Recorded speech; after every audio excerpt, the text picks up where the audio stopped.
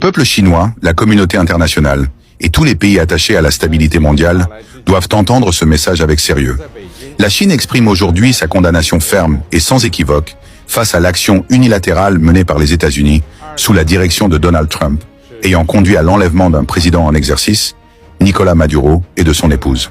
Ce geste constitue une violation grave des principes fondamentaux du droit international, un mépris total de la souveraineté des États et un précédent extrêmement dangereux pour l'ordre mondial.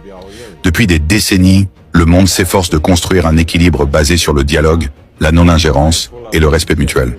Ce que nous avons vu récemment est exactement l'inverse.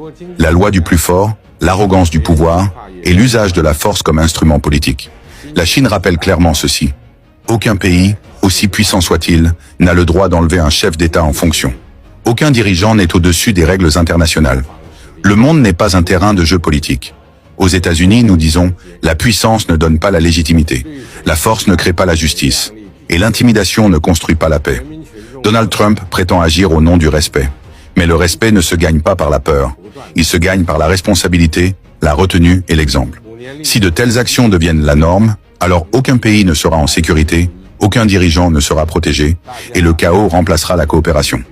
La Chine appelle la communauté internationale à rejeter fermement ces pratiques, à défendre la souveraineté des nations et à empêcher que le monde ne glisse vers une ère de confrontation permanente. La Chine ne cherche pas le conflit, mais la Chine n'acceptera jamais un ordre mondial fondé sur la force brute.